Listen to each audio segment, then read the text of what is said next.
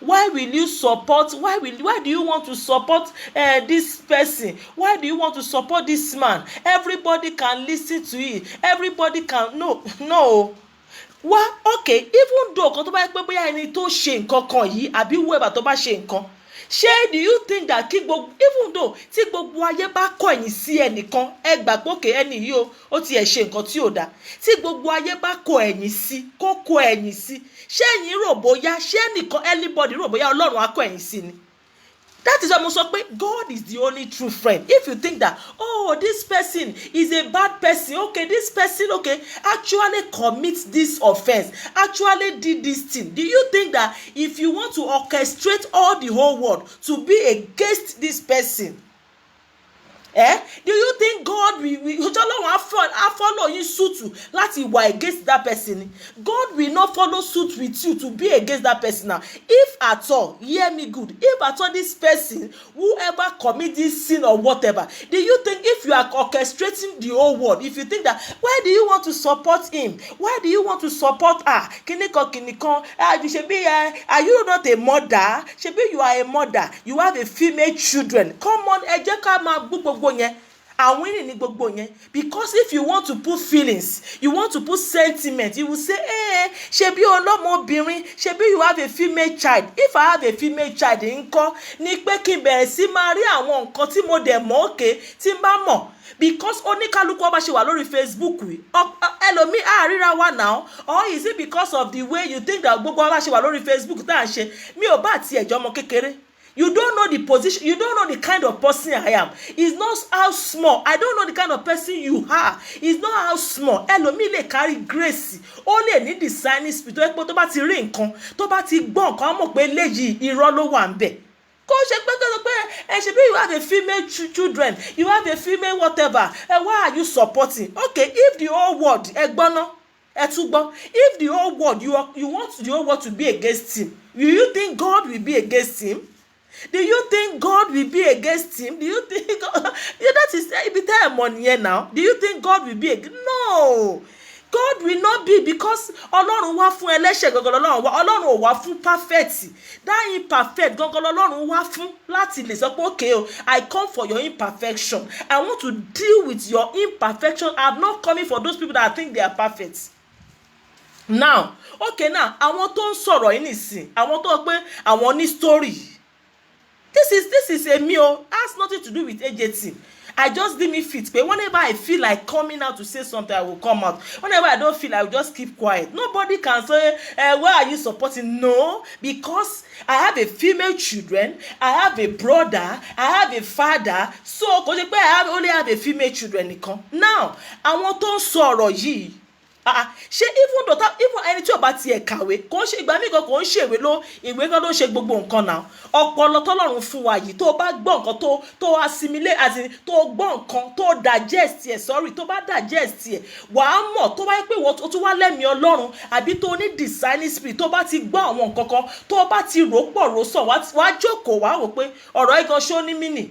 Okay, now ká kọ́kọ́ wo àwọn tó ní message yẹn. At times you will say, is it because this person you don't like this person, that is why you are not supporting her? No. One, if let's look at the people that are giving out this message, tí wọ́n sọ̀rọ̀ pé this person yìí, okay, now kí làwọn nǹkan tí wọ́n ti ṣe that you think that those message they are bringing out, you can believe it. One, ẹni tó ń give out message yẹn, Bukky Jesse, ó ti mú ọmọ 12 years wá sórí, ó ti wá blackmail, ó ti wá bully ọmọ 12 years pé ọmọ 12 years yo pé wọ́n disvirgin ẹ̀, ó ní ìyá ọkọ wọ́n lè jáde. Ẹni tó ń sọ̀rọ̀ yìí, Bukky Jesse tó ń sọ̀rọ̀ yìí, àwọn tó ń sọ̀rọ̀ tó dá pé wọ́n ní message yìí. Now let's look at those people that are giving out the message. Kí ni nǹkan àwọn kan tí wọ́n ti ṣe tí wọ́n wá rò bóyá pé tí wọ́n wá sọ ọ̀rọ̀ kan ní ìsìn, máa wá jókòó sí, máa wá ní pé àwọn yẹn mo fẹ́ believe. Ìwọ tó bully ọmọ 12 years, ìwọ tó sọ pé ọmọ 12 years wọ́n ṣẹ́yún fún, ìwọ tó sọ pé ọmọ 12 years ó ní ìyá ọkọ wọ́n lè jáde, orí Facebook náà la wà. If I want to look at those people that are giving out the message, kí ni mo fẹ́ wá believe nínú nǹkan tí wọ́n sọ? Àwọn nǹkan tí wọ́n ń gbé jáde ní ìsìn. Now, if you think that a child, ẹni pé èèyàn kan ó bímọ kò gba ọmọ kìíní kan, ṣé ẹ ti sọ fún ẹni tẹ́lẹ̀ pé ó jẹ́ bàbá ọmọ yẹn? Ṣé ó bàbá ọmọ mọ̀?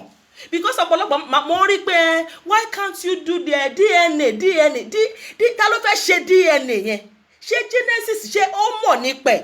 ṣé Genesis ṣé ẹ ti béèrè lọ́wọ́ ẹ̀? ṣé ẹ ti interview ẹ̀? Because ẹ ń kígbe ẹ máa kọ àwọn míì máa ń claim pé àwọn wà ní UK, ẹlòmíì máa ń claim pé àwọn kàwé. Ìgbà tẹ́ ẹ̀ ń call out pé kí wọ́n ṣe DNA, ṣé Genesis mọ̀ nípa ọ̀rọ̀ tẹ́ ẹ̀ ń ṣe? Because ẹ ń blackmail Genesis ni. Genesis yìí lè tẹ́ ẹ̀ ń bully yìí ẹ̀ dẹ̀ ń sọ pé ó yẹ kó wá ṣe DNA wo ṣé ó mọ̀ nípa nǹkan tẹ́ ẹ̀ ń sọ yìí? ṣé ẹ ti pe Genesis fúnra rẹ̀ kó wá sọ̀rọ̀? ṣé ẹ ti pe Genesis pé kó wá sọ̀rọ̀ pé ok kó tó wá pé kó wá ṣe àwọn báwo ló ṣe fẹ́ ṣe DNA? ṣé ó mọ̀ nípa ọ̀rọ̀ tẹ́ ẹ̀ ń sọ yìí? ṣé ẹ ti lọ interview ẹ̀ fúnra rẹ̀? ṣé ẹ ti lọ béèrè lọ́wọ́ ẹ̀? Before even the first case you brought up the case of Tosin. Ẹ kígbe pé ó ń deny ọmọ ẹ̀. ṣé ìgbà tí Genesis wá sórí platform tó ń preach ẹ sọ pé Genesis ó ń deny ọmọ ẹ̀? Ẹni tó wá ń preach lójoojúmọ́, ṣé ọ̀rọ̀ family ló wá ń sọ ni àbò ń ṣe ministration? ṣé tí yàn bá sọ pé ó ní ọmọ kan tẹ́yìn rò pé òkè kò gbà, ṣé tó bá wá sórí Facebook tó bá wá ń preach ṣé ọ̀rọ̀ ọmọ yẹn lá máa sọ ni? Because ẹ wá ń sọ pé ó deny Tosin. Báwo lẹ ṣe mọ̀ pé ó deny Tosin? How do you know? Nígbà tó he's coming up to as in to give her the message, he's coming out to preach. Ṣé kó wá máa sọ̀rọ̀ ọmọ ni? ṣé ọ̀rọ̀ family ẹ̀ ló gbé wá sórí Facebook ni Genesis wá máa sọ pé tẹ́ fi wá mọ̀ pé kò as in ó ń deny Tosin yẹn?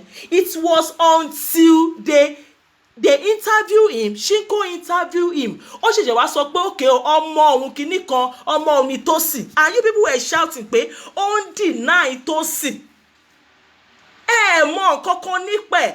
Àwọn nǹkan tó bá ṣàtìgbé wá sórí Facebook ṣá ẹ bẹ̀rẹ̀ sí máa fi sentiment sí. You have a female child, ṣebí ìwà kìíní you are a mother. Ṣé ẹ mọ̀ nípa ẹ̀? Were you there? ṣé ẹ wà níbẹ̀? Someone is coming up to preach on preach ministration lele is not his family affairs. So how do you think that he should come to Facebook kó a máa sọ nípa family ẹ̀? Kò tí tí gbọ́ nǹkan kan lẹ́tẹ̀nu Genesis you are just coming up pé ẹni pé ó lọ́mọ obìnrin kan. Ṣé ẹ ti interview Genesis yẹn and you are calling him out to come and do DNA lórí ọmọ wo? Ṣé eléyìí tí ó mọ̀ nípa ẹ̀ àbí eléyìí tí ẹ ti sọ fún?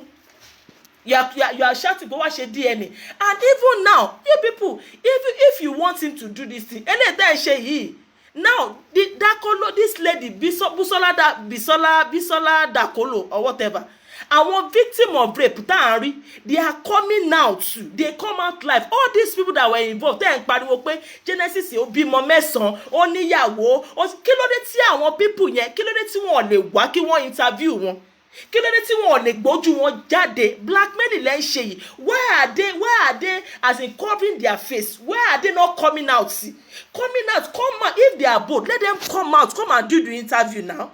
This one is if I challenge you now, you people will be shouting pé tó bá jáde wọ́n máa pa wọ́n, tó bá jáde. That is pé ṣe máa ṣe nìyẹn. Tó bá ti mú yín níbí ẹ máa tú yọ́bọ̀rọ̀. If they are sure of what they are saying, we have police in Nigeria, we have human rights activists in Nigeria. Àwọn tó lè bá yín ṣe, we have seen many cases lórí Facebook. Ṣebí Bisola Dakolo ìgbà tó gbé ọ̀rọ̀ Fátóyìnbó wá, ṣebí wọ́n gbé placard ní Nigeria. They do rally wọ́n ṣe ní Nigeria. Why can't you, if you are sure of what you are doing and you really mean business, you go to the gate of Genesis now? If you think that Genesis is arrogant, kò fẹ́ gbọ́mọ, go to the door of the church. Wọ́n ní àwọn alàgbàjọ, ẹni ọlọ́pàá Nàìjíríà, ẹni àwọn human rights activists tẹ́ ẹ lè lọ bá láti sọ kéèsì fún, but no, ẹ wá gbé bá àwọn bully bloggers, ẹ ń pè wọ́n ní àwọn bullies, ẹ ń pè wọ́n blogger, and these people that think that they are involved yìí ẹ tún wá ń gbójú yín jáde, ẹ ń gbójú yín pamọ́. Ṣe come out live, let them interview you. Eléyìí tẹ́ ẹ ṣe ẹ ń blackmail ni. You are ṣe bully ni ẹ ń blackmail ni. If you are sure of what you are doing, come out. Go to Genesis Church. Go to Genesis Church. Àwọn èèyàn, in fact, àwọn èèyàn bá yín dá sí ju bẹ́ẹ̀ ṣe ń ṣe yìí lọ. If you are sure of what you are doing, I'm very sure that you are just a blackmailer. Bully man yìí ni èmi o. ẹ gbàgbé ẹlòmíì á sọ fún ẹ pé I know Genesis màá wá bí ẹ pé do you have personal encounter with Genesis? Me, I don't know Genesis. I don't know him. I've not met him before. I don't have personal encounter with him. But ọ̀pọ̀lọpọ̀ yín ẹ máa kọ́ Genesis is a rapist. I know him. They told me. Do you have personal encounter with her? Someone called me yesterday and that person was me and the person was now talking. Only bye. Mo sọ fún pé àwọn nǹkan tí Bukky sọ, àwọn èèyàn tí Bukky sọ fún, àwọn nǹkan yẹn ni wọ́n sọ ní ìgboro. I don't think many people they have as in personal encounter with Genesis. One, they are just blackmailers. Nǹkan tó bá ti gbé fún wọn, òun làwọn náà ń gbé kiri. Ẹ rántí pé most ọ̀pọ̀lọpọ̀ wa àbí ọmọ. If you are thinking that I'm a mother, I have female children, I have male children, I have whatever children. What of you? You don't have female, you don't have male children. You don't have a brother. You don't have a father. Now you are saying that I should be this one. Why are you supporting him? So the whole world should now orchestrate against so that if Genesis died, then you think that it will solve the problem. Come on. Were you there? Ṣé any personal encounter pẹ̀lú ẹ̀? Àwọn tó dẹ̀ sọ̀rọ̀ tó ń give message yìí. Àwọn people tá a mọ̀ pé they can go to any length to bully people.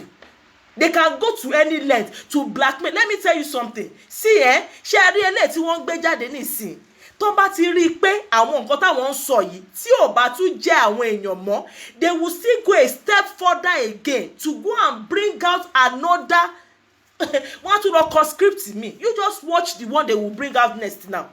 Shebi they have talked about Genesis is a rapist, is a thief. Oh, bawo leni. If they see that, but this one you are saying, tí ó bá tún jẹ́ wọ́n mọ́, wọ́n á tún lọ kọ àwọn scripts me. They are still going to write a lot of scripts because some of them are on my show now. Wọ́n gbọ́ show mi, wọ́n wo àwọn comments, wọ́n wo oríṣiríṣi àwọn kan tẹ́ ẹ ṣe. They are following your comment. They have their informants on all platforms following you. See, as in those comments, they are looking at how many people tó ń gba irọ́ wọn.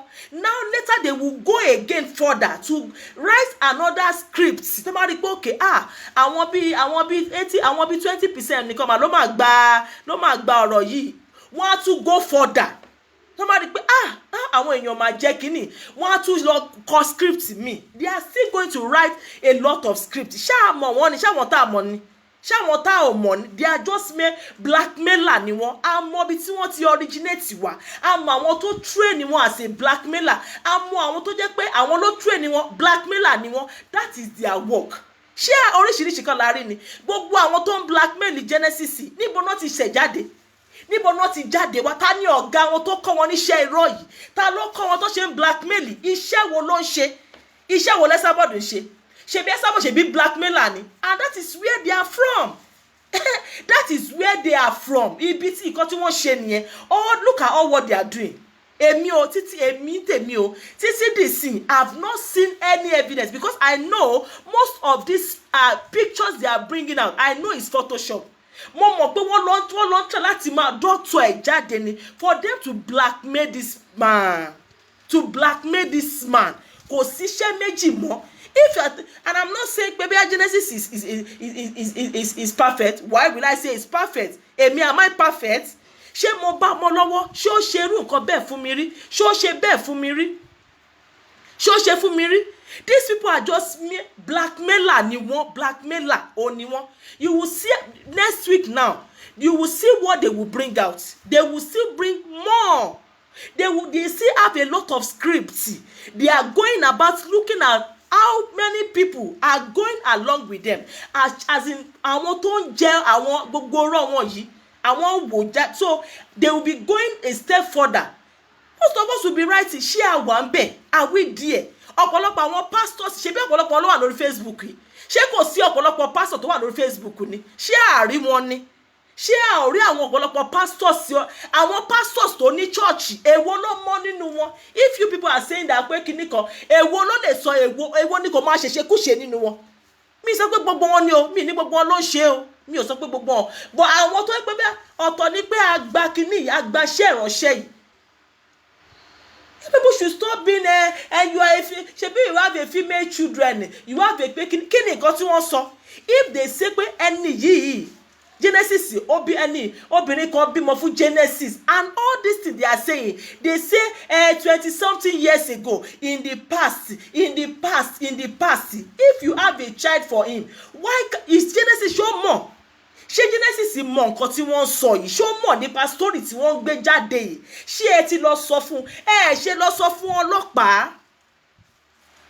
Ṣe lọ sọ fún àwọn human rights activists? Kí ló dé tó jẹ́ pé orí Facebook ló ń wá? And this Bukky Jesse yìí, ṣebí Bukky Jesse ṣebí ìgbà tí Bukky Jesse wọ́n sọ̀rọ̀ nípa ti this Fatoyinbo yìí, Bukky Jesse as in will be coming out on defend man, even when they were doing rally in Lagos. Bukky Jesse came out in support of Fatoyinbo. Even despite the fact that wọ́n jáde wọ́n ṣe rally o, and even ẹni tó wà involved gangan ó tún jáde, Bukky tún support it. How much more? Ẹ̀yin tẹ́ ń blackmail, and you are saying you be going about pé kí èèyàn má support sí ẹ. Ṣé most of why ṣé a ní personal encounter pẹ̀lú Genesis? Èwo ló lè sọ pé ẹ má sàsọ́nà fake profile? Ẹ jáde, ẹ má wà nínú òkùnkùn. Come out if you are bold. Tí yàn bá ní case, you will come out and be bold to say Genesis, tell that Genesis to face, bring out your real face gangan and say this is what you have done. Ọ̀pọ̀lọpọ̀ a máa kọ́ Genesis, I know him, he rape. Genesis, I know him, he do people. Genesis, I know him, he's committing clinic or whatever. Bring out your face, right? Come out and say boldly that you are the one that Genesis did that to. Kí ló dé tẹ́ lè jáde? Kí ló dé tí ẹ ò lè jáde fún ara yín? Èmi ti sọ tẹ́lẹ̀ pé ṣé ẹ rí ẹ̀yin obìnrin? Mo ti sọ pé ẹ̀yin lẹ máa ń gbé òjíṣẹ́ Ọlọ́run ṣubú. Tí òjíṣẹ́ let me read this man. This is Genesis personal life that does not belong on Facebook. God bless you. God bless you. You are claiming that Genesis is not a man of God. This one is personal life fún ẹni. Kó tó di pé mo gbàgbé, mo ń sọ pé ẹ̀yin obìnrin pé ẹ̀yin gangan lẹ máa ń gbé òjíṣẹ́ Ọlọ́run ṣubú. Ọ̀pọ̀lọpọ̀ yín ẹ ní ọkọ sílé, ìṣekúṣe lẹ máa ṣe káàkiri ṣoṣoṣoṣoṣo, and you be saying if someone is not married, okay, you don't know who you can eventually get married to later. But ọ̀pọ̀lọpọ̀ ẹlòmíì àti marry ẹ máa ṣèṣekúṣe káàkiri, máa tẹ̀lé àwọn ọkùnrin, máa ṣe ṣoṣoṣo káàkiri. Most of yín ẹ̀yin lẹ ń gbé ìránṣẹ́ Ọlọ́run ṣubú. Tí mo yẹ sọ tẹ́lẹ̀ ń gbà kan pé tẹ́ ẹ bá lọ kí lẹ̀ ń wá káàkiri. Ẹ máa pariwo pé wọ́n rape yín. You will see them and write it. Then Genesis is a rapist. Ṣé ó rape ọmọ yín rí? Evidence, bring out your real face. Come out to go out. Shebi you see rape victim now. You see them. They came out. Look at Shebi Busola Dakolo came out. Ọ̀pọ̀lọpọ̀ there's a woman on Facebook, àwọn group of human rights activists. We have brekete. Wọ́n ò ṣe jáde wá. Ṣé Genesis ojú Lord in Nigeria lọ ni? Is it untouchable? It's not untouchable. Go and do rally in Nigeria. If you know what you are saying is truth, if you know you have evidence of what you are saying, go and do rally in Nigeria. Don't hide under fake profile. Kẹ́ máa bà èèyàn jẹ́, kẹ́ máa defame character àwọn èèyàn. Ọ̀pọ̀lọpọ̀ òní ẹlòmíì àpèlè rí Genesis, rí ó ṣẹ̀ṣẹ̀ kú ṣe bá ṣé ó ṣe fún ẹ ìbàjẹ́ ṣá. Ọ̀pọ̀lọpọ̀ dẹ̀ ní ọmọkùnrin, ọ̀pọ̀lọpọ̀ bẹ́ẹ̀ lẹ́ lọ́mọbìnrin, ọ̀pọ̀lọpọ̀ ní àwọn àbúrò. Ẹ máa sá sọ́ndà fake profile àbí àwọn míì tó ń lórí profile wọn. Ìbàjẹ́ ìṣá òní wọ́n mọ̀. Ìbàjẹ́ ni wọ́n mọ̀. Ọmọ Genesis yẹn is not a say yes he did it, maybe he did it. Were you there? Ṣé o mọ̀ àwọn tó dẹ̀ ń sọ tí wọ́n àlejì máa ipò ṣe kí ló dé tí wọ́n ò gbójú wọn jáde? Aláwọn tó ń ṣe àwọn tó ń gbójú wọn tó fi ṣe ṣebí àwọn tó ń ṣe show ìyá àwọn míì tó pa àwọn jẹ́ blogger ṣebí wọ́n ń gbójú wọn jáde. Wọ́n ò ṣe gbé victim wọn wá kó wá jáde live kó wá ṣe show. Why can't these people bring out their victim? Ṣé wọ́n tún máa mú wọn ni? Tí wọ́n bá challenge yín pé wọn ò ṣe jáde wá, ẹ máa ní Genesis is a kidnapper. He will kidnap them in Nigeria. He will kill them because blackmailer nìyí, onírọ́ nìyí, olè. Ìgbà tẹ́lẹ̀ máa ṣe gbogbo ẹ̀tàn. Ẹ jẹ́ ká contribute fún ẹni yẹn. Ṣé contribution lẹ fẹ́ ṣe fún ẹni yẹn? ṣé nǹkan tẹ́ ẹ̀ ń ṣe ó mì pé ẹ̀ ń blackmail ni now. So the contribution you are making and you are doing at the end of the day for that person, so ṣé ó ti fi ra ọmọ yẹn ni, ṣé kí ni ìtumọ̀ contributor tẹ́ ṣe yẹn lẹ́yìn ọ̀rọ̀ tẹ́ sọ. After which you have come to as in to defame that man's character pé ó bímọ ó ní ọmọ kan ó ń jẹ́ kíní kan bólúwa ti fẹ́, and at the end of the day ẹ sọ pé owó wo lẹ ń contribute fẹ́ nínú owó kíni ìtumọ̀ owó tẹ̀ ń contribute fún ẹni náà. After which you have said kíní kan Genesis ò gbọ́ ọmọ, owó tẹ̀ ń contribute kí ló owó yẹn wà fún? Olè níyìn, olè níyìn, owó ò lẹ ń contribute fún, owó ò lẹ ń contribute fún ẹni yẹn. Kí lẹ contribute fẹ́ pé ṣe bí I have a female children, ṣé bọ́n ṣe ń ṣe kéèsì nìyẹn. If I have a female children, if such a thing to happen tó bá ṣẹlẹ̀ ni, ṣé màá wá lọ, mi ò ṣe lọ bá bàbá ọmọ gangan, ṣé kò sí àwọn tí mo lè gbé ẹjọ́ yẹn lọ bá? Ṣé orí Facebook àbí àwọn ẹ̀ ló máa dá ẹjọ́ yẹn? Ṣé àwọn ló máa gba ọmọ yẹn? Ṣé àwọn ló máa ṣe DNA fún ọmọ? Ṣé òun ló máa ṣe bàbá? Ṣé àwọn kan tẹ́ ṣe yẹn ṣé òun ló máa ṣe? Ṣé àwọn Genesis ṣé wọn ní àgbà nínú ìjọ? Ṣé kò sí àwọn officers ọlọ́pàá ní Nàìjíríà? Ṣé kò sí àwọn human rights activists tẹ́ lè gbé ẹjọ́ yẹn fún ní Nàìjíríà, the whole Nàìjíríà? Ṣé Genesis jẹ́ ẹni tí wọ́n lè ṣe is he untouchable? So Genesis ti ní agbára débi pé if you think that you want to bring out that case, you want to take him to the station, then he will do what? Come on, ẹ mi pé irọ́ dẹ̀ ń pa náà, ẹ kàn fẹ́ blackmail máa yẹn ni. Kí ló dé tẹ́ ẹ ṣe gbé lọ sọ́dọ̀ ọlọ́pàá? Kí ló dé tẹ́ ẹ ṣe gbé kéèsì yẹn? Ó ṣe jẹ́ pé orí Facebook lẹ ń wá lẹ gbé kéèsì yẹn wá láti máa blackmail ọkùnrin yẹn. Why can't you take that case to? We have people that I trust, some people, human rights activists in Nigeria, ọ̀pọ̀lọpọ̀ wọn, they will handle that case. Eléyìí tẹ́ ẹ ṣe, don't hide under fake profile àbí kẹ́ máa ṣe àwọn kan tẹ́ ẹ ṣe. Be bold to come out with your real face pé Genesis, this is what you have done. Blackmailer ló ń ṣe nǹkan tẹ́ ẹ ṣe. Blackmailer, iṣẹ́ blackmailer nìyẹn. You hide under a fake profile, you hide under the curtain to do your evil work, tẹ́ ẹ ṣe. Be able to come out now. Àwọn èèyàn tẹ́ ẹ̀ ń dá yìí, àwọn tẹ́ máa lọ record ohun wọn yìí, ẹ gbé orúkọ wọn jáde. Even though you think that okay, wọn kò máa bully wọn lórí Facebook o, ẹ lọ fi ẹjọ́ wọn sùn. Even till now, we have not seen. Go and report Genesis instead of you coming on Facebook to blackmail him. Go and report Genesis in Nigeria. They are kò sí bí Nigeria àti rí àwọn. Even though we think that Nigeria is corrupt, we have seen a lot of good works they've done in Nigeria. We have seen a lot of good ẹ̀mẹ́yẹ àwọn cases náà tá a máa rí dẹ́ pé tó máa gbé cases yẹn wá, a máa rí pé at the end of the day wọ́n máa handle ẹ̀. Ẹ lọ sọ́dọ̀ Brekete, ó máa bá yín handle ẹ̀. Stop defaming this man character. Blackmailer ni, bully ni yín.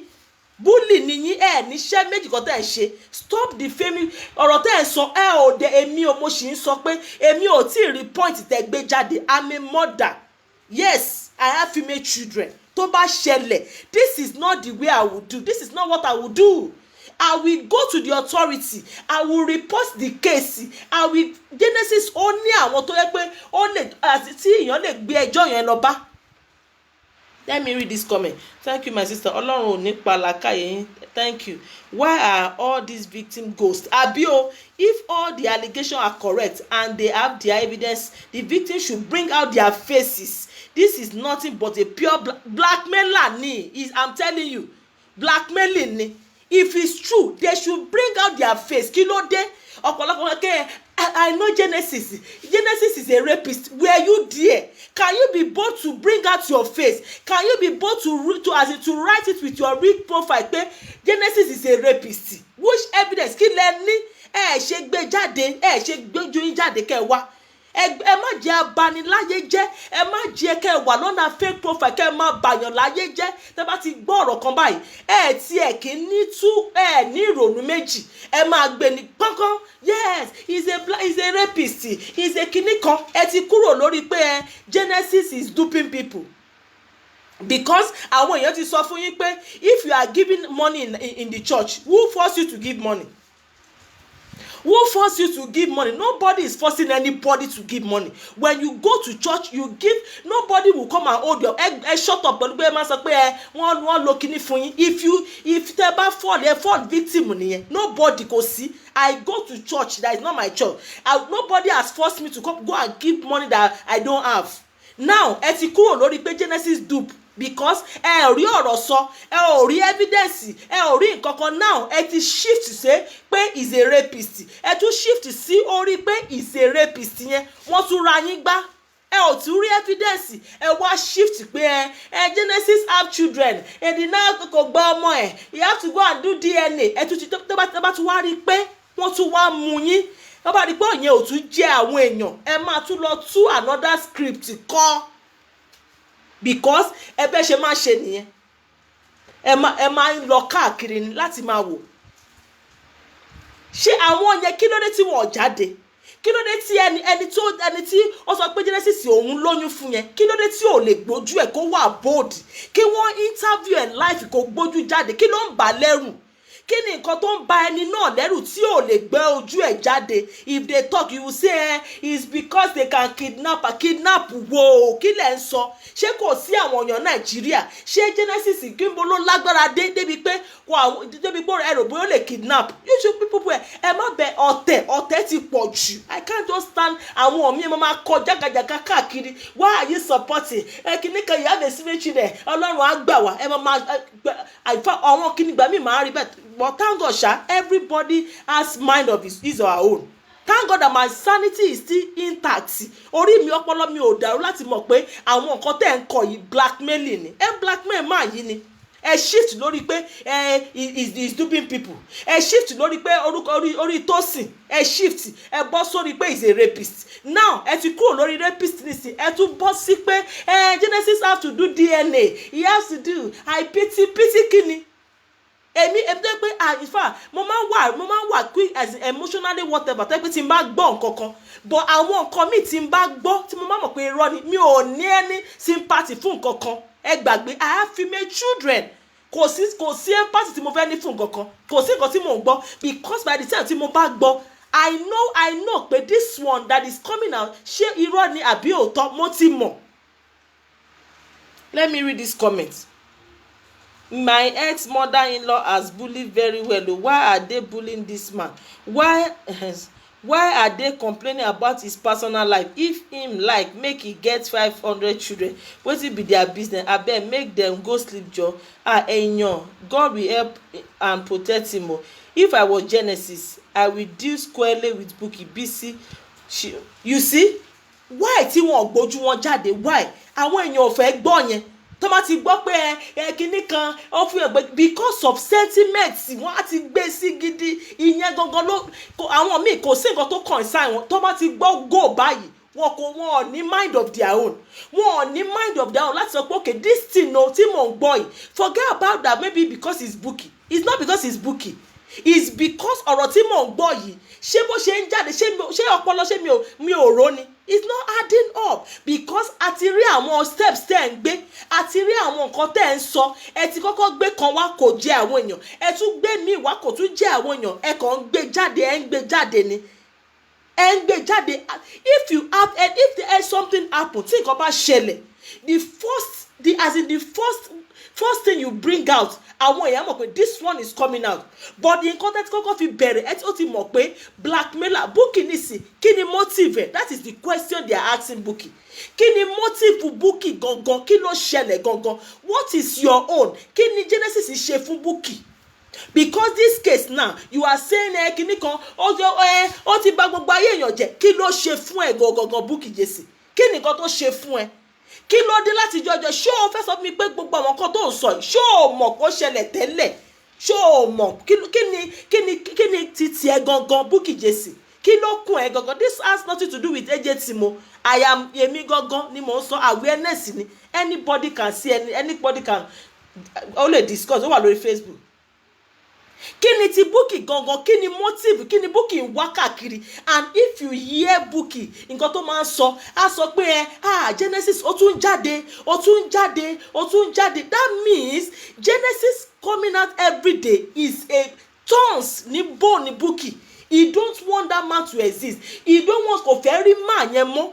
Bukky personal kini ni kò ní nǹkan tó ṣe, because all this while going to 3 years that Bukky knew Genesis, all this while Genesis has been àmà tí ìgbọ́rú àwọn nǹkan yìí, àmà even àwọn tó ń blog Genesis gbogbo ọ̀rọ̀ tá à ń sọ àmà gbọ́ lórí Facebook, àmà rí ẹnì kankan tó gbé àwọn ọ̀rọ̀ yìí wá tẹ́lẹ̀. We have not seen anybody brought out these cases pé Genesis bímọ ó bímọ kò lọ́mọ, because nǹkan àwọn ẹ̀ṣẹ̀ lọ bẹ̀ sí máa as in máa stage àwọn show yìí ni. Àmà rí àwọn kan báyìí tẹ́lẹ̀ àmà gbọ́ tẹ́lẹ̀, but ní ìsìn báyìí a ti bẹ̀ sí ń gbọ́ because of Bukky Jesse. But now that just the 3 years tí Bukky fi mọ Genesis ni Bukky máa ti mọ gbogbo àwọn story yìí. Ìgbà tí Bukky mọ Genesis just 3 years ago òun ni Bukky ní gbogbo àwọn. And if you see Bukky ṣé ẹ rí ẹjọ́ nítorí ọlọ́jẹ́ ká máa wò. I'm not saying you support. If you like, don't support him. If you like, support him. Ọlọ́run ló ń jẹ́ ògbèjà kẹ́rù òbóníjà. If all the whole world, if people are orchestrating all the whole world to be against Genesis, one God that is supreme, also pass gbogbo àgbáyé, òun ló dé èèyàn, òun ló dé mi ló dá yín. If you like it, he say it doesn't even matter. If you like, don't support him. Even though, let me tell you something, even though Genesis tó bá ṣe àwọn nǹkan tó ṣe, do you think God will forsake him? Ẹ ti ẹ̀ gbọ́ ná. Do you think God will destroy him? Ejo, go and read your Bible. It's because most of you don't read your Bible. I've told you before, go and look the case of Paul the Apostle. He was one of those people that persecute Christian. Ó fi ojú Christian, ó fi rí ṣẹ́gẹ̀ nínú Bible. Go and look your Bible today. Tí wọ́n tó bá ń ka Bible, you will see the great work that Paul the Apostle tó ṣe nínú Bible. Go and see the people tó yẹ pé wọ́n ṣe àìmọye. Go and see. Do you think God will be against him? Do you think God will? You don't. Go and read your Bible, my people. Go and look who. You don't know who God. Sherry, he did it one day gangan. Ọlọ́run àwa fi sọ pé àwa fi àjùlọ hàn gbogbo ẹ̀yin. You will see what will happen today. You will see what will happen lórí Facebook yìí. Tí mo máa ń sọ kíní kan pé àwọn nǹkan kan wà tó jẹ́ pé tí ò bá tí fulfill lé ayé gbogbo àwọn people tó ń bully àwọn èèyàn yìí, Facebook yóò ní tán. Tí àwọn people tó jẹ́ pé bully blackmailer ni wọ́n, tí àwọn nǹkan kan tí ọ̀rọ̀ Ọlọ́run ò bá ṣẹ nínú ayé wọn, tí Ọlọ́run ò bá fi wọ́n dá àrà kan, Facebook ó dìgbà tí wọ́n bá ṣe ẹ̀sìn tí Ọlọ́run dá àrà sí ayé wọn kí Facebook yìí tó tán. God have to expose them and make àfi wọ́n á dá àrà lórí Facebook yìí á yà àwọn èèyàn lẹ́nu. You think that if the whole world is a rapist, kí ló kan Ọlọ́run? Even though he did it before, if because I'm not saying if he did it maybe before he got married, if at all, or whatever allegation you are laying against him, if at all he did it, do you know maybe he has settled it with God? Come on, you people. You know maybe Genesis has settled that or with God. To settle it. But you people, you are there shouting, he's a kinikan, he's a rapist, and pariwo. Maybe he has settled that with God, and Lord Ọlọ́run is a righteous man. But to you think he's not a good man. Do you think if God were man, if men were God, kí ni ayé yóò bá ti jẹ́ ìwọ àbí èmi ṣé ibi la máa wà? Àwọn tó mọ bó ṣe ń dá ẹjọ́ fúnyàn, àwọn tó jẹ́ pé Judge Judy, if you look at their own life, ọ̀pọ̀lọpọ̀ àwọn tó jẹ́ pé wọ́n mọ bó ṣe máa ń dá ẹjọ́ yìí, tí wọ́n mọ bó ṣe máa ń comment pé eléyìí this person go and settle with God, go and repent. Àwọn gógó look at their life, ayé wọn. In fact, if you look at these people life, you will see even Genesis life is better than life, and because they are under fake profile or because they are using their real profile, you think that if you look at their life, messed up due to Genesis law, and they'll be writing, you have to forgive, you have to go and ask for forgiveness. Genesis is a rapist. And you think, and when you look at their life, it's so messed up. You think if God were to buy Ọlọ́run jẹ́ èèyàn, kí ni ayé mi àti ìwọ ò bá ti rí? If at all, if Genesis tó bá ṣe nǹkan tó ṣe, do you know maybe he has settled with God and you are there? Wo nǹkan tí ojú ẹlòmíì àrí mo ti sọ mo tún sọ àwọn nǹkan kan tí ò bá wà fulfill before this Facebook ó máa wà fulfill ṣáá ni, ó máa wà fulfill ṣáá ni. Àwọn èèyàn kan They cannot escape God's judgment. They escape the cane of God. The likes of these people don't bully away. Do you think they will just no? Because in continuing ṣe ó yàmà jù. Let me read this comment. If God can forgive Bukky Jesse for trying to kill or wipe out a whole generation, who is she to judge anybody in her entire life? Don't mind that. Ẹ má dá lóhùn.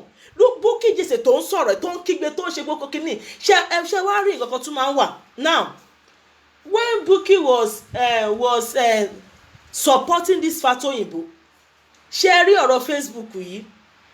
Àwọn àgbàlagbà kan wà, àwọn ọmọdé kan wà, àwọn whatever wà. Now if you tell them pé why did you do this thing, they will say ó ní kí n ṣe ni. And that is so funny. You will see 45 years old Bukky Jesse, 44 years then, 44 years bó ṣe kó gbogbo bó ṣe dàgbà yẹn. When she was supporting, when Bukky Jesse was with Genesis, and when he was bullying, because mi ò rí pé support tó ń mi ò rí pé support kìíní tó ń bully Busola Dakolo, this lady that Busola yẹn tó ń bully ẹ̀, and ìgbà táwọn èèyàn wá ń béèrè lọ́wọ́ Bukky Jesse ní ìsìnkí ló sọ ó ní pé ó ní Genesis ló ní kó ń sọ kó ń lọ ṣe show yẹn. Ṣé ẹ gbọ́ nǹkan tí mo sọ? Ìgbà tí Bukky Jesse tó ń ṣe show yẹn ó ní Genesis ló sọ pé kó ń support ẹ̀. And it amazes you pé wàá rí àwọn àgbàlagbà wọn ní olóníkì bọ́ ní ìsìnkọ́ a sọ pé ó hypnotize òun ni ó lògùn fún òun, and you will laugh pé at these people age you will see them 40-something years wọ́n máa sọ pé ó ní kí n ṣe ni òun ló fún mi kí n ṣe, and now look at them, they will be wọ́n máa pariwo, and then wọ́n máa sọ pé wọ́n ní kí n ṣe ni. What happened to their brain now? What happened? Kí ló ṣe brain wọn? Because blackmailer ni wọ́n, iṣẹ́ tí wọ́n ṣe nìyẹn. You will still see a lot of script o, ọ̀pọ̀lọpọ̀ script lẹ máa rí. They will still write a lot of scripts. Wọ́n sì máa kọ script tó máa rí pé léètẹ́ àwọn ṣe tí ò bá jẹ yín, wọ́n á tún kọ nǹkan míì, wọ́n á tún gbé àwọn nǹkan míì jáde. Báwo lẹ ṣe mọ̀ àwọn cases tí wọ́n gbé jáde? Kí ló dé tí wọn ò lè lọ fẹjọ́ sùn ọlọ́pàá? Why can't they involve the police? Why can't they involve human rights activists? Wọ́n pọ̀ ní Nigeria. Why if they think that if we do all these things, the solution as in wọn ò lè rí solution. Kí ló dé tí wọ́n tiẹ̀ lè rally kí wọ́n lọ sí church Genesis? Ṣebí tó bá lọ lọ́sàn-án, ṣebí gbogbo àwọn èèyàn á rí wọn. Why are they hiding under fake profile? Why are they hiding their face? Why can't they be bold to bring out their face? Why can't they bring out the mother? Àbí àwọn èèyàn yìí kí ló dé tí wọn ò lè jáde? Àwọn tó lè ṣe live interview fún wọn kí wọ́n gbé jáde. Why are they hiding? It's because they are blackmailing this man. Kò sí nǹkan míì tó jù bẹ́ẹ̀ lọ. Because why can't they bring their face? Kí ló dé ẹ̀yin tẹ́ ń blọ́ọ̀gì? Mo mọ̀ pé most of them àwọn tó wà lórí àwọn míì ń gbọ́ mi, àwọn míì àdẹ̀ tí lọ informant wà tá gbé fún wọn. Kí ló dé tí ọ̀pọ̀lọpọ̀ yín blackmailer yìí? Kí ló dé àwọn victim yín? Kí ló dé tẹ́ ẹ gbé wọn jáde? Kí ló dé tí mo mọ̀ I know they will respond to my show, wọ́n máa respond sí. Kí ló dé tí ẹ gbé àwọn victim yín wá? Kí ló tí wọ́n lè ṣe live show? Kí ló dé tí wọ́n lè gbójú wọn jáde? Kí ló dé? And they will answer you pé it's because they are afraid of their life. Come on, it's because there's no life. Don't afraid in bed. Kò sí life tó ń afraid. Kò èmi ò rò bóyá pé Genesis ó wá ní agbára ní Nigeria, the whole Nigeria. If most of the victims we have most victims that have come out, kò sí nǹkan tó ṣe wọ́n, ẹ má jẹ́ ká máa ṣe ọ̀tẹ̀. Because I know the next thing you people àwọn míì á sọ ni pé it's because they are afraid of their life. Their life will be in danger. Come on, which life will be in danger? Which life ló fẹ́ wà in danger? There's no life in danger. Gbogbo àwọn èèyàn tẹ́ ẹ̀ allege máa yìí pé ó bá sùn. Some people will ask me, why are you supporting? Why do you think pé kò ṣe? Why won't I think pé kò ṣe? Why do you think? What evidence do you have pé ó ṣe? Why? Ṣé àwọn tí wọ́n ń gbé jáde, ṣé wọ́n ò ṣe gbé ojú wọn jáde? That is the question tẹ́mi ń béèrè. Why are they not bold? Why are they not bold to bring out their face? Why are they not bold to face as in tí wọ́n gbójú wọn jáde kí wọ́n dẹ̀ lánàá ìgbà tí ẹ náà dárúkọ ó lóun jẹ́ Fúnmiláyọ̀, kí ló dé tí ò lè dárúkọ kó sọ pé báyìí báyìí kó sọ kí wọ́n wà bòdì kí wọ́n gbójú jáde, kí ló dé? Why? And you bring out, let me tell you something, I can still tell you pé eléyìí tí wọ́n tún gbé jáde yẹn, ẹni tí wọ́n gbé jáde, mo fẹ́ sọ fún yín pé wọ́n lè, these people you don't know what they can do. They can go and rent people. Ṣebí Nigeria ni, they can pay people that to as in ẹni tí wọ́n gbé jáde yẹn, wọ́n lè ọmọ yẹn tí wọ́n gbé jáde, mi ò lè gbàgbọ́, because ẹlòmíì sọ pé ọmọ yẹn jọ Genesis, is because that Tosin of a boy that they brought out, wọ́n rí pé ó jọ Tosin, and these people wọ́n lọ stage àwọn show. I can tell you pé àwọn nǹkan tí wọ́n ṣe, wọ́n stage ẹ̀ ní confirm. Even that child mo lè sọ fún yín pé wọ́n stage ẹ̀ ní, because they just want to, àwọn tí wọ́n sọ yẹn, àwọn tó ní, ó ṣe jẹ́ ọmọ tí wọ́n gbé jáde, wọ́n ò ṣe gbé ìyá, ó ṣe jẹ́ pé ọmọ ni wọ́n gbójú ẹ̀ jáde. Ìgbà Tosin náà, Tosin ni wọ́n gbójú ẹ̀ jáde. Kí ló dé tí àwọn ìyá gangan ò gbójú wọn jáde? Why are you bringing out the face of the children? Because you know the first game you play, you brought out the face of Tosin, because Tosin look alike with his father. Now you are bringing out another face of, why can't you put the picture of the mother? Why can't you put the picture of the mother? Genesis yẹn gangan bá sùn. Why are you bringing out those children? Do you think you are passing the message? Because why? Kí ló ṣe pé ọmọ lẹ ń gbé jáde? Àwọn ọmọ lẹ ń gbé jáde. Ṣé nǹkan tẹ́ ẹ sọ ni pé àwọn ọmọ yẹn ẹ fẹ́ mọ̀ máa ṣé you think you are ṣé àwọn nǹkan tẹ́ ẹ ṣe ẹ̀rọ bó right? You are, why can't you bring out the children? The mother. Why can't you bring out the mother, the face of those mothers tó ní ọmọ, àwọn ìyá ọlọ́mọ? Kí ló dé tẹ́ gbójú wọn jáde? Ó ṣe jẹ́ pé the first game tẹ́ play, ẹ ti rí i pé ọmọ yẹn tó sì yẹn ó jọ dádì ẹ tún wá rí strategize, ẹ tún gbé ojú mi jáde pé okay o ọmọ yìí, because ẹ rò bóyá ó tún jọ máa yẹn, ó tún jọ, ẹ ti lọ wá ojú, ẹ stage show yẹn ni, and àṣírí ṣì máa tú, because face yìí kò ní lọ tí àṣírí yín ò bá tú. Why tẹ́ ẹ lè gbé ojú àwọn ìyá jáde? Ẹni tí Genesis bá sùn, àwọn ìyá ọmọ tó ní ọmọ láti ṣe DNA àbí DNA, ẹ ṣe gbé ojú àwọn ìyá jáde. Kí ló dé tí àwọn ìyá yẹn ò lè wà bold nígbà tí ò ń sọ̀rọ̀ ọmọ, ẹ ń sọ àrùn àwọn ọmọ yín, ẹ ní pé bàbá ẹ pé òkè bàbá ọlọ́mọ ò gbọ́ ọmọ? Kí ló dé tẹ́ ẹ lè wà bold láti wá confront ẹni tó fún yín lóyún? Kí ló dé fi ń sá pamọ́? Why are you hiding your face? Why can't you be bold to face the father of the children, the father of those children, the father of the ọmọ tẹ́lẹ̀ bí, láti challenge ẹ pé Genesis o, ìwọ ló ní ọmọ yìí? Kí ló dé tẹ́ ẹ gbé ọ? Kí ló dé tí ìyá yẹn ò lè jáde? Ó ṣe jẹ́ pé ojú àwọn ọmọ lẹ̀ ń gbé jáde, blackmailer ni. And at the end of the day, that after everything you say they should contribute money. Which money are they contributing for you after you've staged that show, and after all your sympathy staging show, gbogbo àwọn àràbùtẹ̀ ra yẹn, ẹ ó lè ní ẹ wá fẹ́ gba owó? Kí ló dé tí ẹ fi gbé ìyá? Kí ló dé tí ẹ fi ń gbé picture àwọn ọmọ? Kí ló dé tí ẹ fi gbé picture ìyá? Ìyá ló yẹ kẹ́ gbé picture ẹ̀ náà, kí ló dé fi ń gbé tọmọ? Kí ló dé tẹ́ fi ń gbé picture ọmọ? Ẹ ṣe gbé tìyá jáde, ìyá ọmọ gangan. Ṣebí ìyá ọmọ ló yẹ kó wà bold, kó yẹ kójú ẹ̀ jáde. Ó ṣe jẹ́ pé ọmọ lẹ̀ ń gbé jáde. Come on, blackmailer ni olè níyín, olè bully níyín. Kí ló dé ẹ ṣe gbé ìyá jáde? Why are you hiding the mother, and you are bringing out the face of the children? Why? Okay, now let's say bóyá ọmọ, so victimize ọmọ lẹ fẹ́ kó máa gbé káàkiri. Ṣé ọmọ ló yẹ kó face bullying? Ṣé ọmọ ló yẹ kẹ́ victimize? Ṣé ọmọ ló yẹ kẹ́ depress? Ẹ ṣe gbé ìyá tó lọ́mọ jáde. Kí ló dé tí ìyá ọmọ jáde? And people will say, so what are we saying? The mission of Bukky is to cause global scandal for Genesis. Oh my, yes, that is, you get it exactly. Nǹkan tí Bukky ń wá nìyẹn. Let me tell you what Bukky is looking for. Bukky fẹ́ kí man yẹn, ó fẹ́ kí church man yẹn kó close down. Bukky want that marriage of that man to crash. Bukky want that church to crash. That is wickedness. And the case here is not because of I don't have problem with why will I have problem with her? But Bukky Jesse, she wants that marriage of Genesis to crash. And Bukky Jesse wants the church to be closed down. Bukky Jesse don't want to go for Genesis more. That is why you see Bukky Jesse is pained. And Bukky Jesse will use language like, ó ṣe ń lo agídí, a ṣe ń bá sọ. Genesis is so arrogant. He does ó ti wà arrogant jù, ó ti proud jù. Why won't he be proud?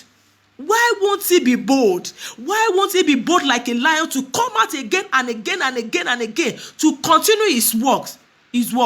Why do you want him to be intimidated? Why do you want to bully him? Why do you want to threaten? Continue doing what you are doing, and he will be coming and telling you that hundreds of you, millions of you, the whole world, when you go against him, he has God. Yes. If you think that you are coming, you want to bring the whole world against him. If you think that you can be coming out with your Arabu and coming out with staging whatever you want to do, and you think that you are still coming at Genesis, you are arrogant. Instead of you, and I will hear language like,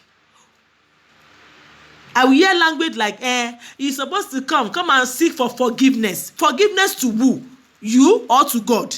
He owes God. If at all he did whatever he did, he owes God explanation. He owes God only forgiveness. If you don't know.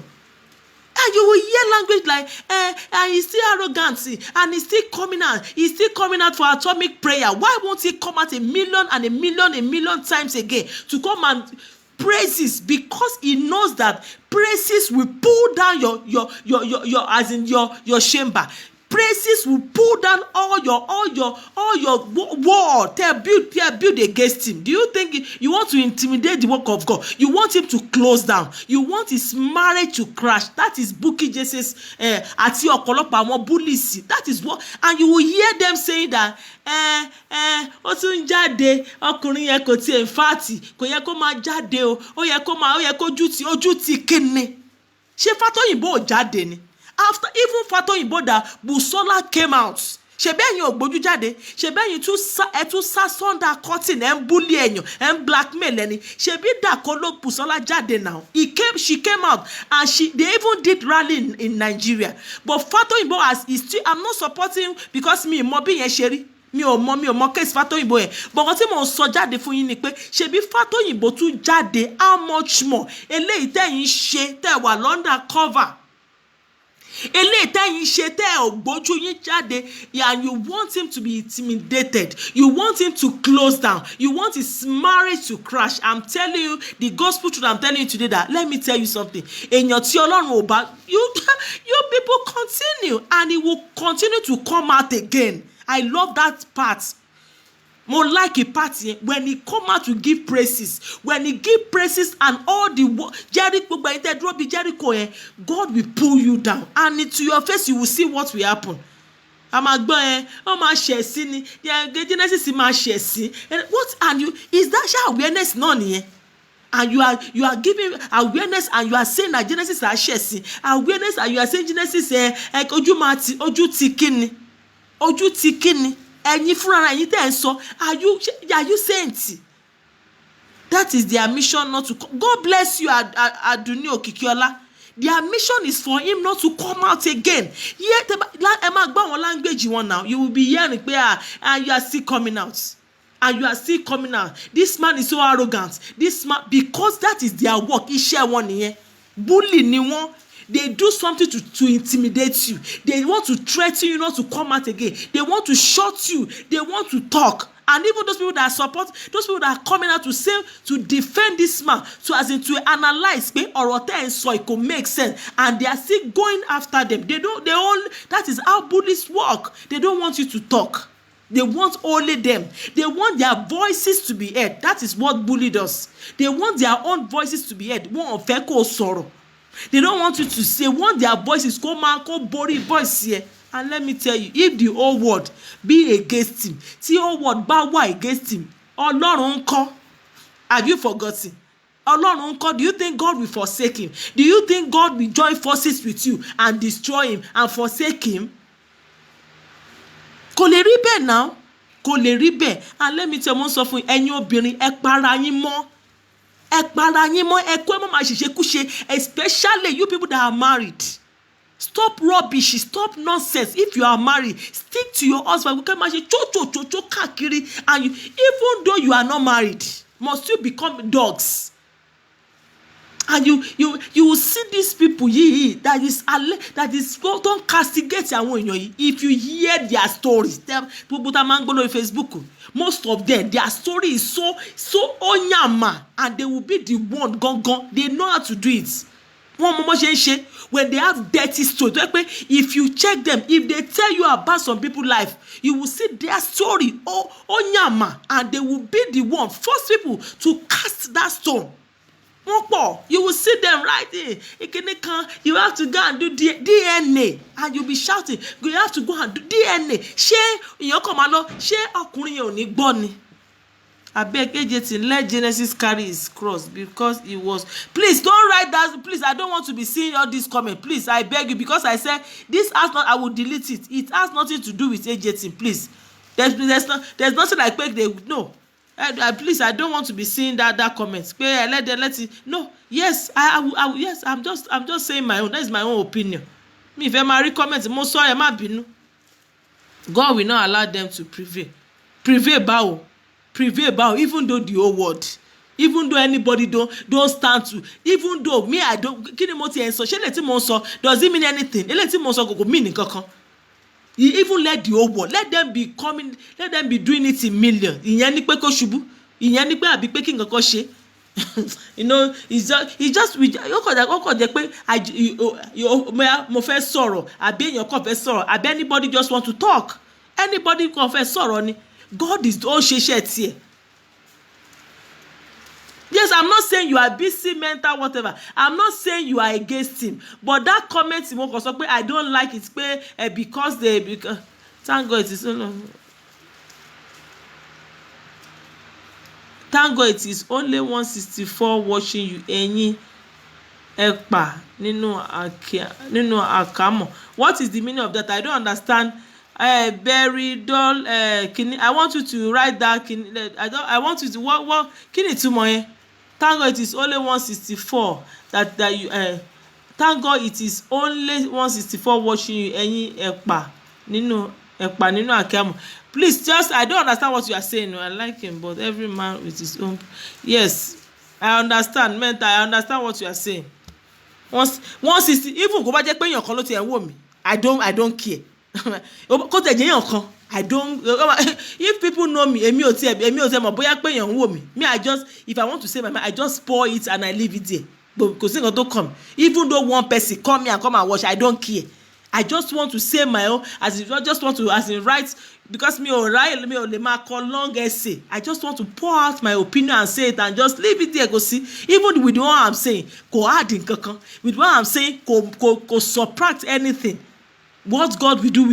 Even though I talk, what will be. Even though I didn't talk, what will be. So, no, I just want to pour my own opinion. I just want to say, everybody with his because it has nothing to do with whatever team. I just want to say pour out.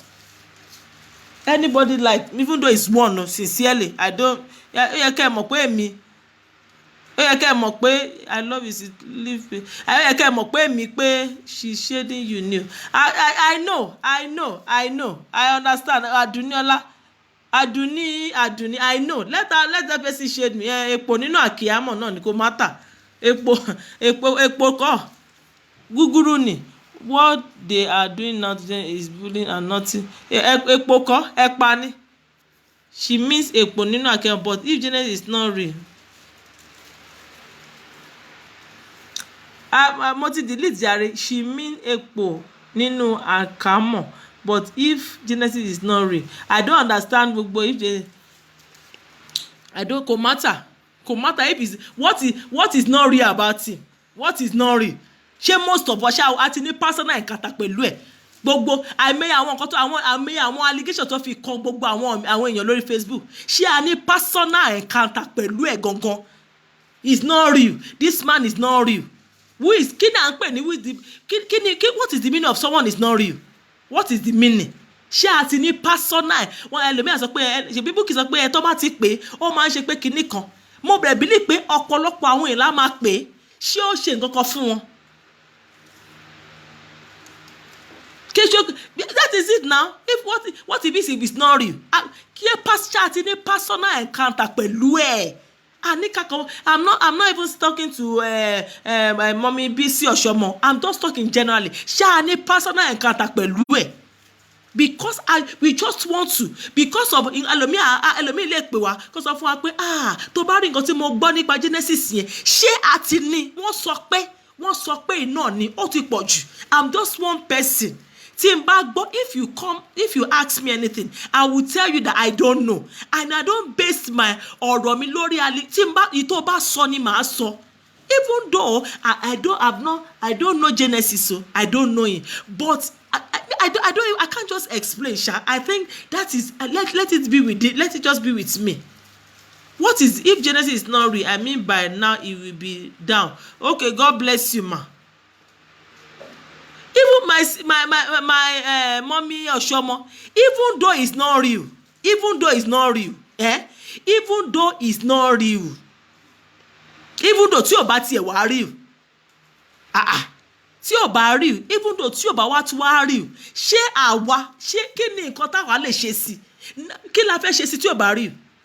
That means that all the fúnra rẹ̀ mi sọ pé mi ti wá sọ̀rọ̀ Genesis, so even though we think someone is not real, kí ni ìtumọ̀ kí ló àwa fúnra ara wa ṣe rí àwa tá a máa lọ sọ́dọ̀ àwọn pásítọ̀ yẹn gangan kí ló wà nínú kí ló àwa gangan kí ló dé tí a lè ní as in personal encounter, personal relationship pẹ̀lú Ọlọ́run. Why are you depending on pastors? What is the problem gangan? What do you think that the pastor are carrying? What do you think that the pastor carry that you can't deal with God directly? Okay, thank you. Thank you. What? Kí ni ó túmọ̀ sí pé yàn ò real?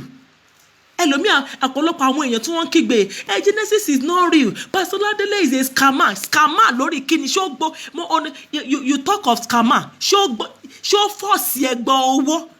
If Church of God if you want to build a Church of God, àwa èèyàn tá a wà ń bẹ̀ la máa build the church. Do you think church will build itself? Church will build itself. You and I will be the one that will build the Church of God. And you are okay now. You bring it that on rape. Ẹ̀yin wo lẹ jáde, ẹ̀yin wo lẹ gbójú jáde. Ẹ̀yin wo lẹ ti gbójú jáde gbogbo àwọn àzìnàlẹ́jì tẹ́ ń lé against this man yìí. Mélòó ló ti jáde, àníkẹ́ jáde, ẹ gbójú yín jáde. You are going under fake profile. You are bullying this man. I don't know Genesis. And this is one thing I can't even stand. His prayer answer on this instead. Kí ló sọ?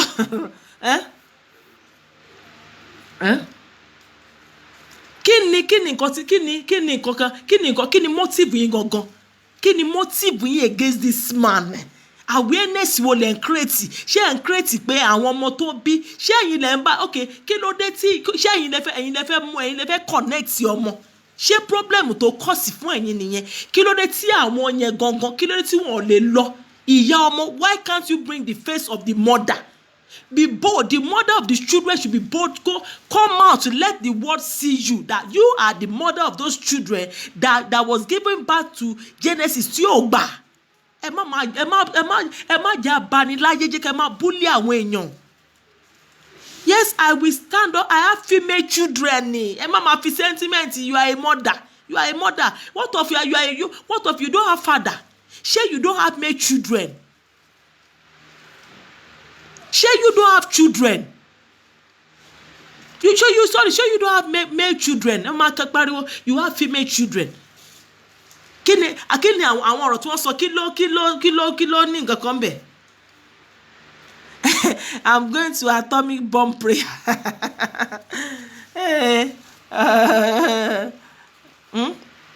Kí làwọn ọ̀rọ̀ tó sọ? Evidence wo ló wà ń bẹ̀? Kí ni nǹkan tá a lè dìmú nínú àwọn ọ̀rọ̀ tí wọ́n ń sọ? Kí la lè dìmú? Ẹjọ́ kí la lè dìmú nínú àwọn ọ̀rọ̀ tí wọ́n ń sọ, ọ̀rọ̀ tí àwọn allegations tí wọ́n ń gbé kalẹ̀, kí la lè dìmú nú ẹ̀? Kí ni kókó? What is the motive? Kí ni nǹkan tẹ́ ẹ̀ ń pass fún wa? You are telling us that ṣé ẹ sọ fún wa pé Genesis ó bí ọmọ kò gbà? àtọ́bádé wa bí ọmọ tí ò bá gbà ṣé ẹ̀ṣẹ̀ lọ́rùn jẹ́ ṣé àmọ́ nǹkan tó ṣẹlẹ̀ one kí lẹ béèrè ó yẹ ká ẹ béèrè pé kí ló dé kí ló ṣẹlẹ̀ ṣé Genesis yẹn gangan ṣé ẹ ti pè é ṣé ẹ ti inform Genesis pé àwa o Genesis o wọn ló bímọ o ò gbà o ò ṣẹ̀tọ́ lórí ọmọ ò ṣe nǹkan kan ṣé awareness kí nìyẹn ní ṣe pẹ̀lú nǹkan tẹ́ ẹ ń sọ Genesis ò gbà Genesis bímọ kò gbà kí ló ní ṣe pé kí lẹ fẹ́ fà jáde ń bẹ̀ gangan kí ló ní ṣe pé what this kò gbọ́ ọmọ yẹn kí ló ní ṣe pẹ̀lú the word what does it have to do with the word what does it have to do with people you want to connect children pẹ̀lú ọmọ ẹ fẹ́ connect ọmọ pẹ̀lú bàbá pé Genesis ó bí ọmọ kò gbà ó báyàn sùn kò gbà ṣé bẹ́ẹ̀ ṣe fẹ́ connect ẹni ẹ dẹ̀ gbójú ọmọ jáde ṣé bẹ́ẹ̀ ṣe fẹ́ connect ṣé bó ṣe bẹ́ẹ̀ ṣe fẹ́ ṣe ni tó máa fi gba ọmọ ẹ̀ ṣé àwọn nǹkan tẹ́ fẹ́ ṣe ni so you are any motive yín ò jẹ́ new blackmailer nìyí níṣẹ́ méjì pé you are blackmailing this man lọ if you say this man kò gba ọmọ kí ni motive yín ṣé kó lè gba ọmọ okay kí ni àwọn nǹkan tẹ́ rìn now if you take it to woman rights activists wọ́n á connect bàbá pẹ̀lú ọmọ okay tí bàbá yóò bá wá gbọmọ then the woman rights activists will come into it and enforce and make sure that the father of these children even though wọ́n ti kò fẹ́ gbé kọ́mọ yẹn máa gbé pẹ̀lú ẹ̀ wọ́n á jẹ́ kí bàbá yẹn kó máa ṣẹ̀tọ́ lórí ọmọ ẹ̀yin kí ni motive yín gbogbo ariwo tẹ́ ẹ pa lánàá gbogbo nǹkan tẹ́ ẹ sọ ni pé kẹ́ ẹ dáwó fún ṣé Genesis ti wá jáde ṣó ti wá gba ọmọ yẹn ṣé Genesis ti wá jáde tẹ́ ẹ ń pariwo yẹ kó ṣe DNA ẹ ó lọ́mọ 9 kínní kan gbogbo ẹ̀yin ìyá tẹ́ ẹ bímọ ẹ̀yin ìyá 9 yẹn àbí bó ṣe jẹ́ pé ẹ̀yin ìyá 3 tẹ́ ẹ bí ọmọ ní 3 ṣé ẹ ṣe gbójú yín jáde àwọn nǹkan tẹ́ ẹ ń ṣé ẹ fẹ́ fi connect bàbá ní bẹ́ẹ̀ ṣe fún Tósìn nìyẹn ọmọ yẹn ń gbà yẹn tẹ́ ṣe bully ẹ fi ba relationship yẹn jẹ́ ni ṣé nǹkan tẹ́ ẹ ń ṣe yìí are you connecting the father of the child pẹ̀lú bàbá or you are destroying it if at all it really happens if you are not blackmailing if you are not bullying this man if you are not defaming this man character if you are tẹ́ ẹ bá ń ṣe bẹ́ẹ̀ what are you doing the shows that you are doing now with pé ó bímọ kò bímọ kí lẹ fà jáde because ká pé bóyá human rights activists lẹ gbé ẹjọ́ yẹn fún wọ́n máa make sure pé even though those children are not living with their father wọ́n máa make sure pé bàbá ọmọ yẹn ó ṣe ẹ̀tọ́ lórí ọmọ they will enforce those as in the duty of those children on the father but what you are doing is blackmailing because kò sí nǹkan tẹ́ ẹ̀ ń sọ all your talks all your ranting all your jagajaga rádaràdà tẹ́ ẹ̀ ń ṣe kí lẹ gbé jáde ẹ kàn ń pariwo DNA ẹ lọ wọ́ ìdí Genesis kó wá ṣe DNA ẹ̀yin àpòdà kí lẹ rí ṣe à ń pariwo you have to come and do the DNA o Genesis have to come and do ṣé ẹ sọ fún Genesis ó ń bọ̀ orí Facebook ẹ̀ náà ní kẹ́ ti máa kígbe kó wá ṣe DNA ẹ lọ mú ẹnu ẹ kẹ́ wọ́ jáde kẹ́ gba itọ́ kẹ́ wọ́ kẹ́ wá ṣe DNA orí Facebook náà ní kẹ́ ṣe DNA orí Facebook náà ní kẹ́ ti mú gbogbo àwọn dókítà yẹn kó wá bá yín kó lọ bá yín so Genesis mọ́lẹ̀ kó gba itọ́ àbí whatever kó gbà pẹ̀lú tí ọmọ yẹn kó lọ ṣe DNA àwọn tó ń claim pé orí Facebook kẹ́ wá wọ́ ìdí Genesis kó lọ ṣe. Can you imagine? You want to, and you are claiming awareness. What kí ni nǹkan tẹ́ fẹ́ mú jáde? Kí ni motive yín gangan? Ṣé rántí tẹ́ ẹ̀ ń ṣe yìí? Ṣé òun ló máa bó ṣe máa pariwo nìyẹn o? Tó ṣe máa rántí títí wọ́n bá tún yá bully because iṣẹ́ bully ni wọ́n gbà. Bully ni wọ́n ò níṣẹ́ méjì. Wọ́n ṣe parí ọ̀jájá nìyẹn títí ọ̀jájá gbalẹ̀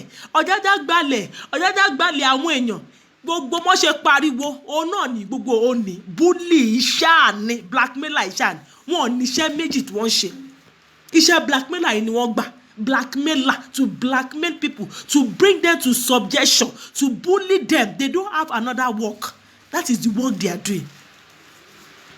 Because if you are saying you want to connect ọmọ pẹ̀lú bàbá number one you are bringing out the face of the children why are you bringing out the face of ọmọ yẹn kí ló dé tẹ́ ẹ̀ gbójú ìyá jáde and number two what you are doing ni yìí kí lẹ fẹ́ fi connect ọmọ pẹ̀lú bàbá bully ṣá blackmailing, intimidating people. When you see people talking about you, you want to go for those people. You don't want them to talk. You want your voice to be heard. Iṣẹ́ tẹ́ gbà ni kò ní ṣẹ́. You are so good in blackmailing. So good. Again, can comment in. I'm 100% positive with Genesis. Those people that is against him are bunch of idiots. P&P left his wife in Nigeria and doing tusi for the meter they go. The remaining people should raise their hand if they are clean in every. What you see? You see? You see? Kini ṣe ma ani kini nǹkan tó fẹ́ gbé jáde. I don't even go back to kí ni nǹkan tó fẹ́ gbé jáde nínú nǹkan tí wọ́n ṣe. We are going to see how Genesis is going to come and do DNA.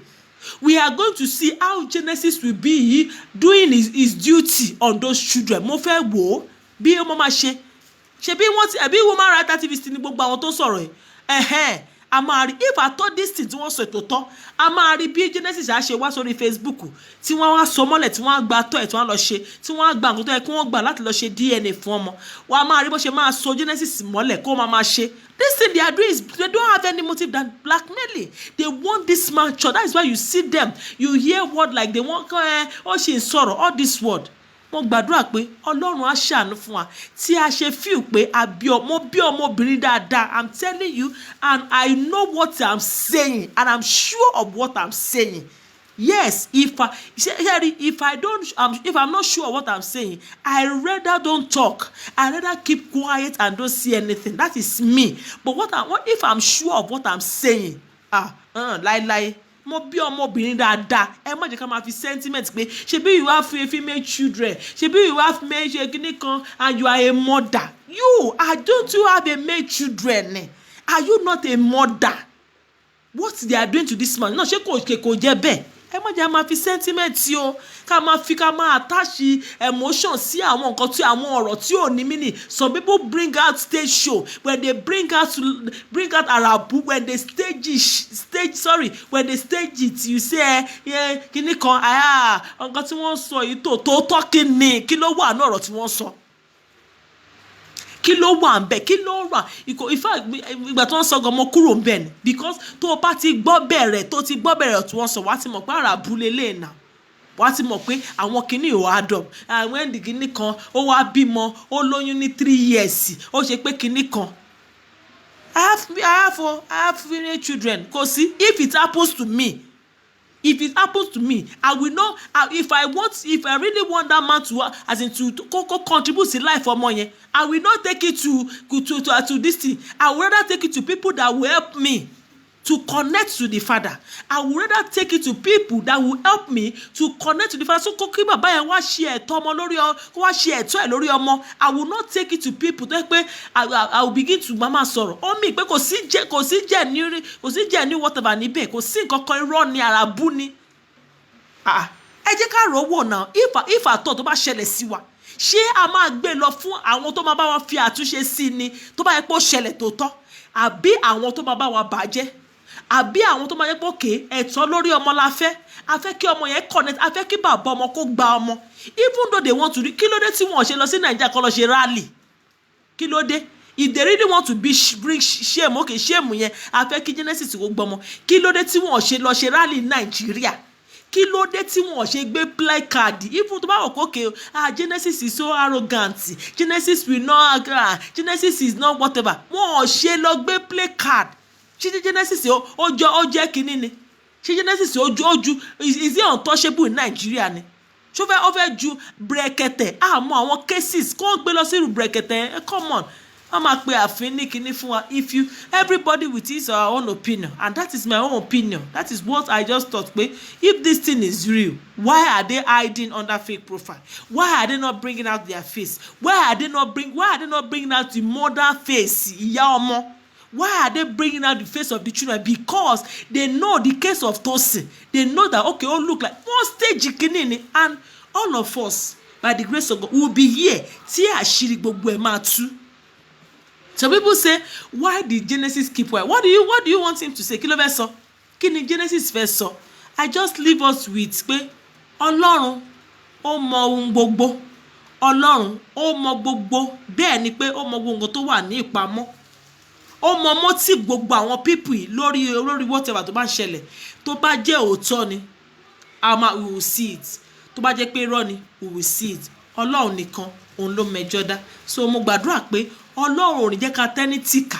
Ọlọ́run ò ní fi wá. Ọlọ́run ò ní jẹ́ kí a ní ọ̀rẹ́. Ọlọ́run ò ní jẹ́ ká rojọ́ àbí ká ṣe pẹ̀lú àwọn tó jẹ́ pé wọ́n sá pamọ́ láti bà wá láyé jẹ́. Because first, this person yìí, this lady, the motive, as in the first day of connecting with this man, I can tell you, she has that, he wants to.